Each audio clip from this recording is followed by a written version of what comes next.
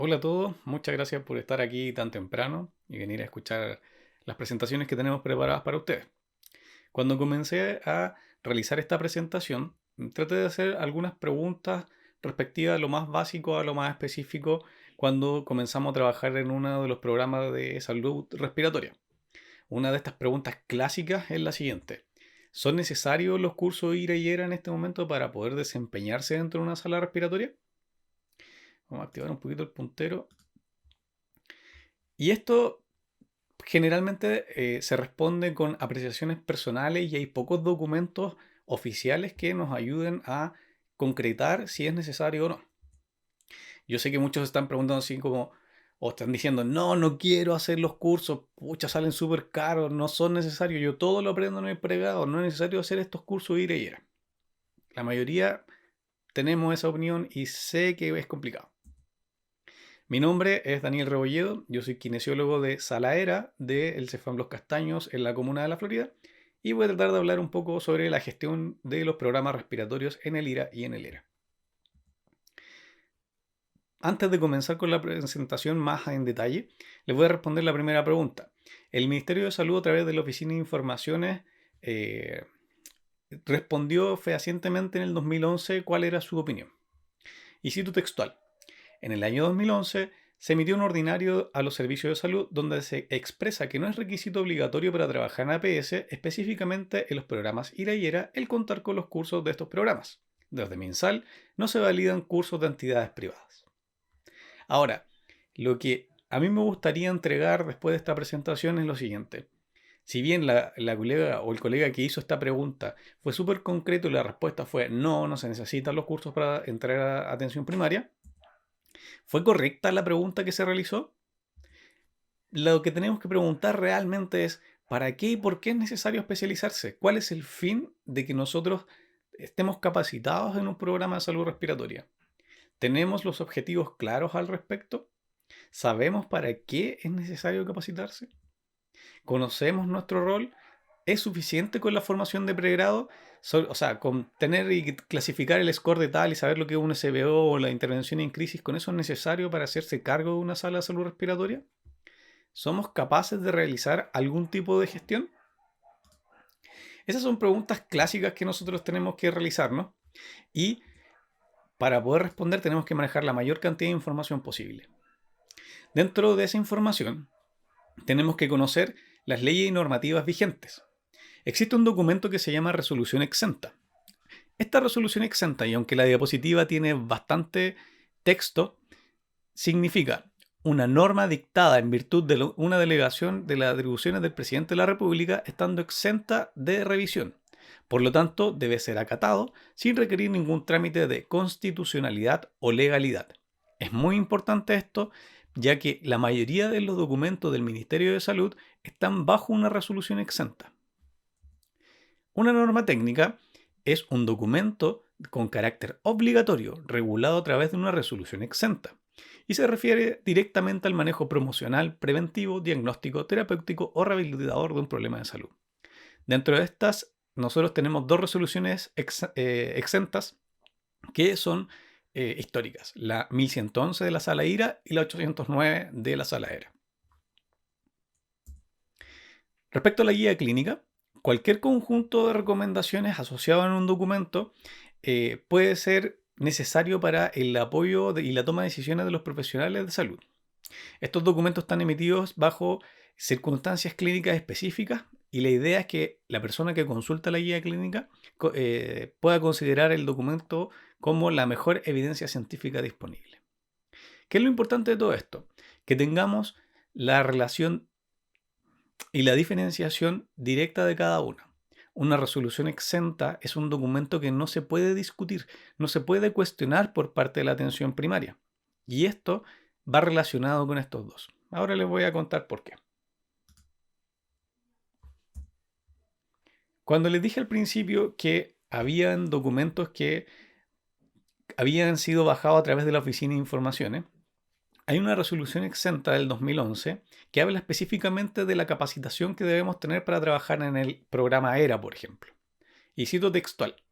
La totalidad de los profesionales contratados para el programa ERA deben poseer capacitación formal aprobada en el manejo de programa de definición de la unidad de salud respiratoria del MinSal, a lo menos durante el último año calendario. Lo que quiere decir es que, si bien no son necesarios para trabajar en atención primaria, las resoluciones exentas solicitan que cuando entres a trabajar a algún consultorio, el consultorio o el CEFAM se tiene que hacer cargo de esta capacitación, ya sea de una forma interna, que es formando a los mismos profesionales que ya están capacitados y transmitir la información de manera formal, o a través de la adquisición de cursos con empresas externas. ¿Por qué? Lo vamos a ver más adelante. Un poquito de historia respecto a las normas técnicas. Esta fue la primera de 1994, donde, si se pueden fijar, no hay ningún kinesiólogo citado, no hay ningún kinesiólogo citado en el documento. La mayoría, o por no decir todos, son médicos. ¿Qué es lo importante de todo esto? Que aparece por primera vez el kinesiólogo nombrado dentro de una norma técnica para los programas de salud respiratoria. Sin embargo, este era resumido en una indicación médica para un score menor a 7. Y también se dan algunas indicaciones básicas sobre el tipo de técnica que debemos aplicar, y se nombran las que están descritas acá: bloqueo, compresión, descompresión, vibración, esto asistida y aspiración kinésica. Hoy en día podemos tener más herramientas al respecto si estas técnicas son válidas o no son válidas, qué sé yo. Lo que a mí me gusta de esta guía es que por primera vez se proponen objetivos, y objetivos ambiciosos. Uno, que era disminuir la mortalidad para niños menores de 1 año, sobre todo los que morían en su domicilio producto de las neumonias. Disminuir las hospitalizaciones por SBO. Disminuir el uso irracional de antibioterapia, pero por sobre todo, dignificar la atención en atención primaria. Eso es muy importante, chiquillos, dignificar la atención, que no se nos olvide eso. Después, en el 2001-2002, aparecen estas normas técnicas, en el cual por primera vez se aparecen dos kinesiólogos, que es don Pedro Mancilla y don Jaime Aburto. Estos kinesiólogos, dentro de esta norma técnica, recién ahí nos dicen que es necesario el término de especializado. Tiene que ser un profesional que tenga una capacitación para poder realizar este tipo de cursos. Modificaron un poquito los objetivos que tenían y dieron una estructura formal al programa. Distribuyeron las obligaciones según el nivel de atención, donde identificaron el nivel central, intermedio y local. Distribuyeron obligaciones explícitas para cada uno. Dijeron que teníamos que mejorar la resolutividad de atención primaria, y agrega los conceptos de promoción, prevención, diagnóstico, tratamiento y rehabilitación. Conceptos que para nosotros hoy día son básicos, que se asumen como ganados, se asumen como que tenemos que realizar este tipo de intervenciones en atención primaria. Sin embargo, en el año 2013, mientras Barack Obama llegaba al poder, se inauguraba el Hospital del Carmen y Américo sacaba su último disco, a nosotros nos tiraban un misil en la cabeza con esta guía clínica de infecciones respiratorias de la sala IRA para menores de 5 años. En este documento aparecen hartas cosas interesantes. Pero ¿qué pasaba? No recomendaban la kinesiología respiratoria para las neumonías, donde mezclaban técnicas de adultos para niños como el AF, el TEF y el EDGOL. Se limitaba la intervención hasta el score 7 y decían abiertamente que la KTR solo era recomendado para pacientes hipersecretores.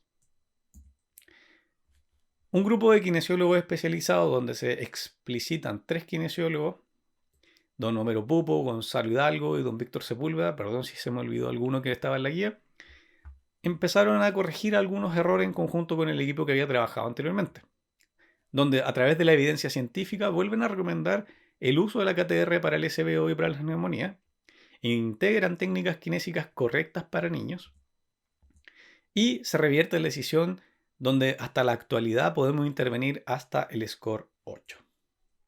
Si se fijan en este cuadrito de color azul, estamos presentes en casi toda la etapa del score de TAL y la hospitalización abreviada. Esto se había eliminado y solamente quedaba a criterio de la persona que indicaba eh, o diagnosticaba el SBO para nuestra intervención.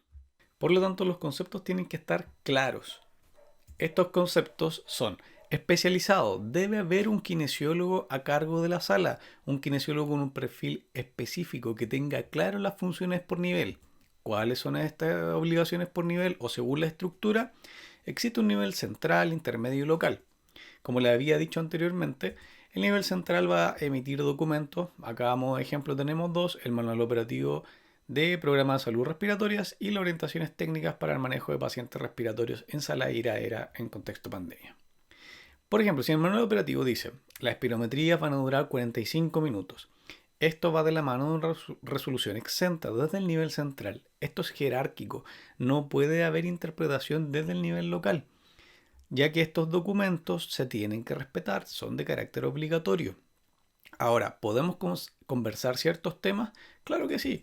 Si vemos que las salas de IRA y ERA tienen un menor tamaño, no tienen entre los 16 y los 20 metros cuadrados, claro que podemos conversar porque se adecua a la realidad local. Pero hay cosas que no, que tienen que ser respetadas. Hay kinesiólogos durante la pandemia que los cambiaron de sala, que dijeron, no, usted se va a ir a tal sala en menores condiciones, con una cajita, dando vuelta por el CEFAM. Eso tiene que cambiar, tiene que poner el letrero de la sala de IRA, poner el letrero de la sala de ERA, ya que tiene que estar por ley identificado, no es optativo, no es algo que todos los días tiene que ir cambiando.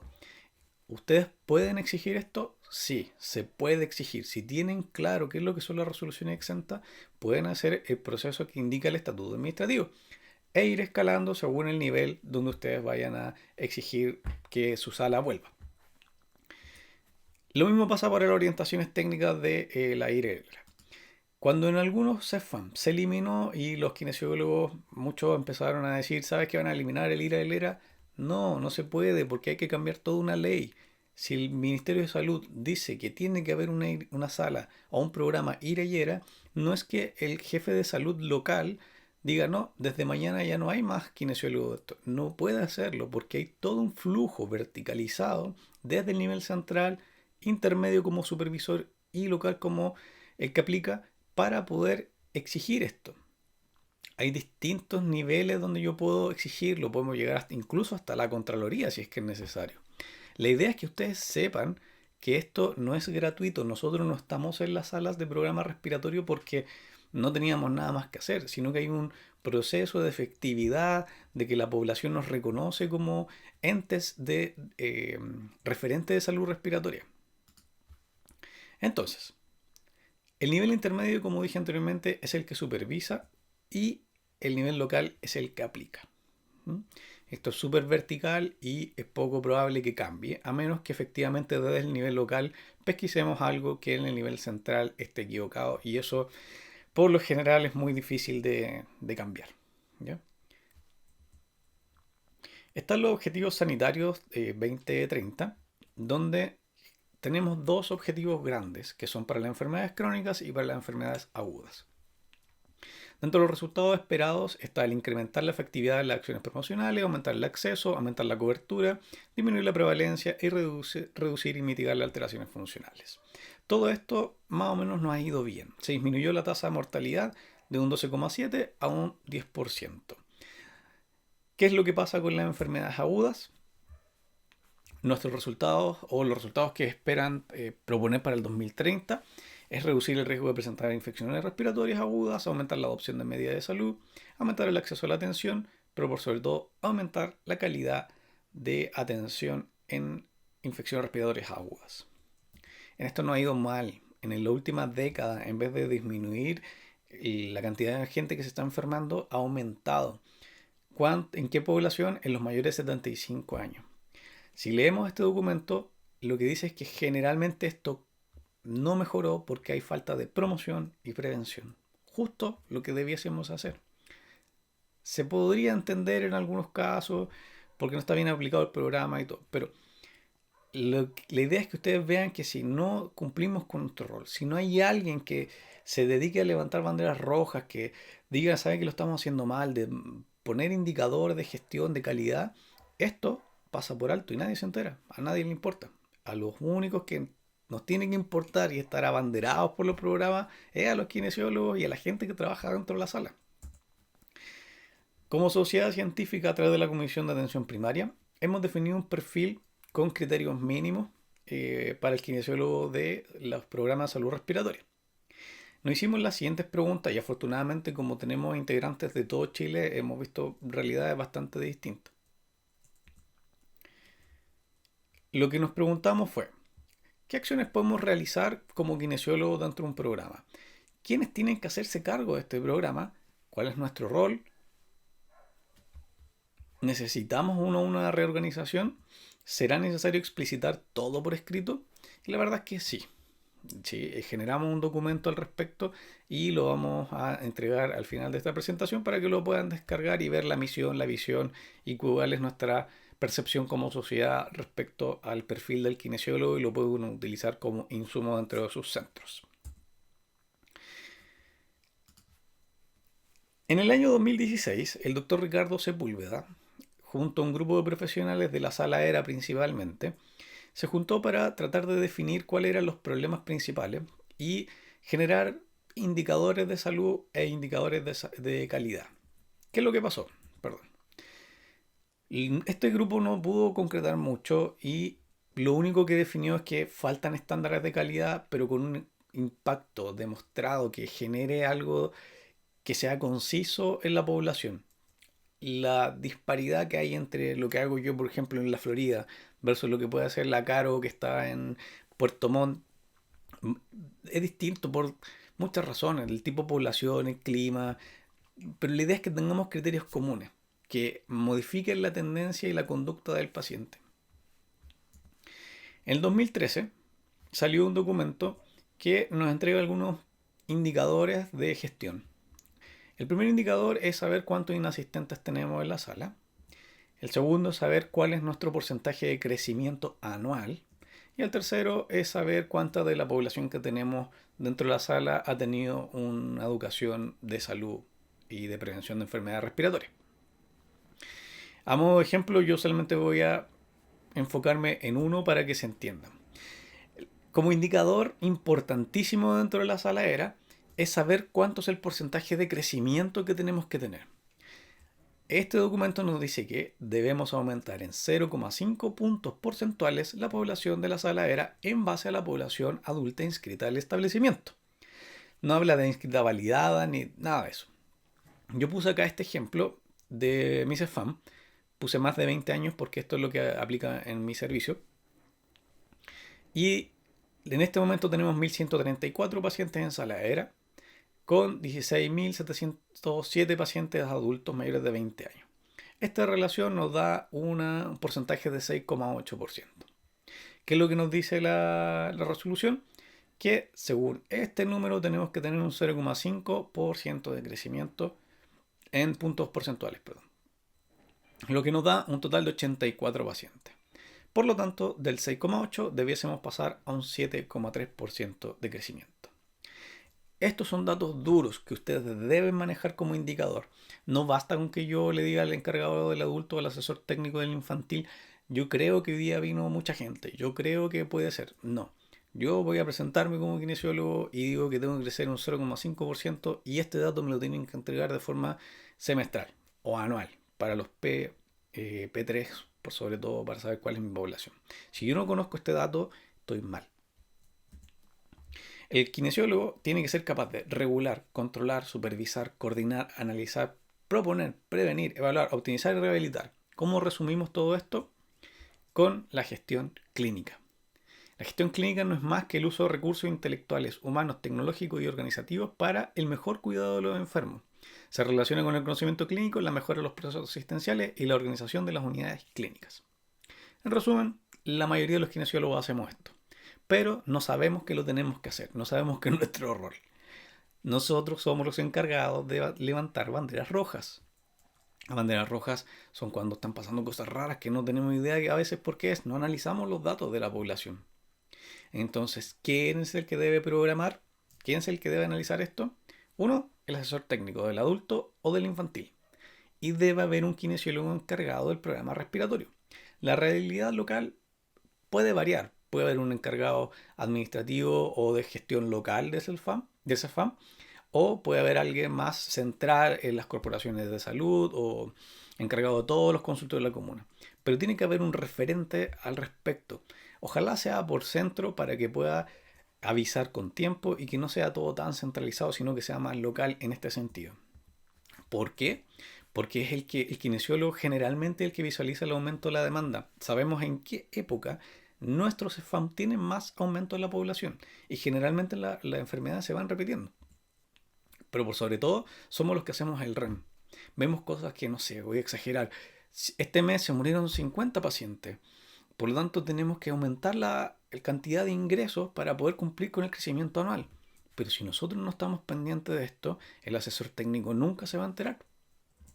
Esto no lo digo yo en todo caso, aparece en las orientaciones para la planificación de la programación en red.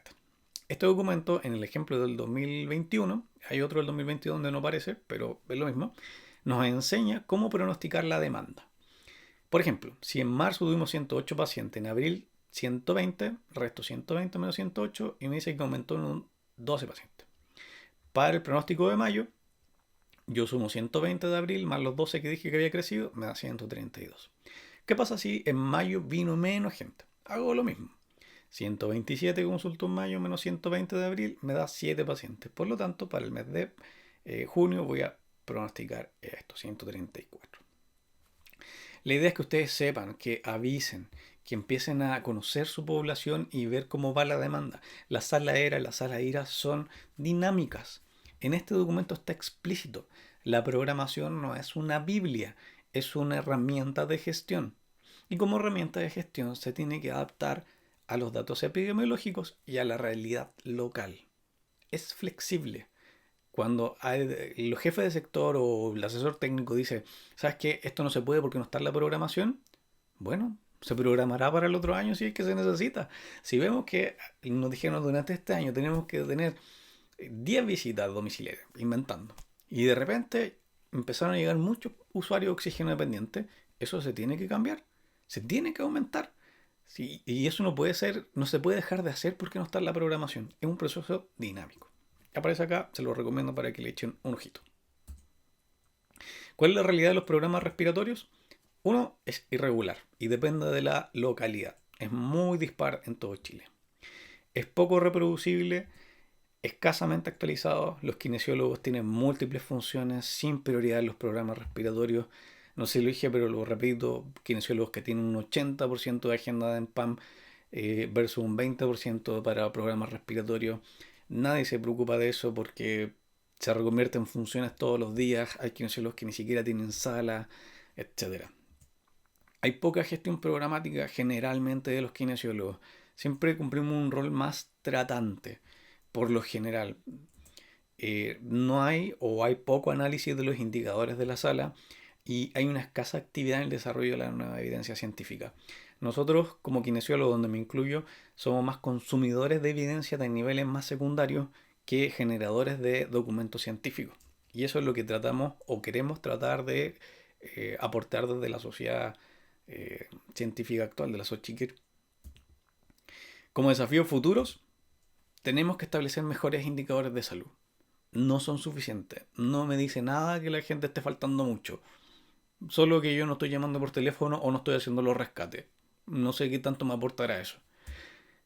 Tiene que haber una mayor participación de las sociedades científicas como referente en la actualización del manejo de los programas respiratorios. Y debemos empoderar a los kinesiólogos sobre su rol de gestión en los programas respiratorios. Ustedes deben, y muchas veces son los líderes de la salud respiratoria en atención primaria. Tienen que conocer sus programas al revés del derecho. Cuánto crecieron, cuánto decrecieron, cuánto falta para cumplir la programación. No puede ser que esos números estén a cargo solamente de una sola persona, en este caso el asesor técnico o el encargado comunal. Y hay que refrendar lo que dicen las generaciones anteriores. Hay que dignificar la atención primaria. Lo que yo siempre le digo a los chiquillos que están empezando. A veces nosotros somos lo mejor que pueden acceder los pacientes en el consultorio. Debemos y estamos exigidos a hacerlo bien y entregar lo mejor con la mejor evidencia disponible para que ese paciente pueda tener la mejor calidad de atención que nosotros le podemos entregar. Pero para eso tenemos que apoyarnos en la gestión y en datos cuantitativos. Tenemos que dejar de hacer esto. Yo creo, yo pienso, el año pasado me resultó. No, medir. Si yo aplico una estrategia, debo medirla. Si no la mido, no estoy generando indicadores. Y si no genero indicadores, no puedo saber si funcionó o no. Todo debe estar cuantificado. Le doy las gracias por haber escuchado esta presentación, por tratar de entender un poquito y acercarnos a el kinesiólogo como gestor, como entender esta masa de números que de repente no sabemos interpretar muy bien. Y cualquier duda que tengan, pueden escribirme a este correo que está acá. Y en todo caso yo le voy a dejar todos los documentos, las resoluciones exentas, etcétera, como link también en una carpeta de descarga para que lo puedan revisar con más calma. Espero que les guste esta presentación y estén muy atentos porque los chiquillos tienen bastante información en las presentaciones que vienen, así que muchas gracias por escucharme, que les vaya muy bien.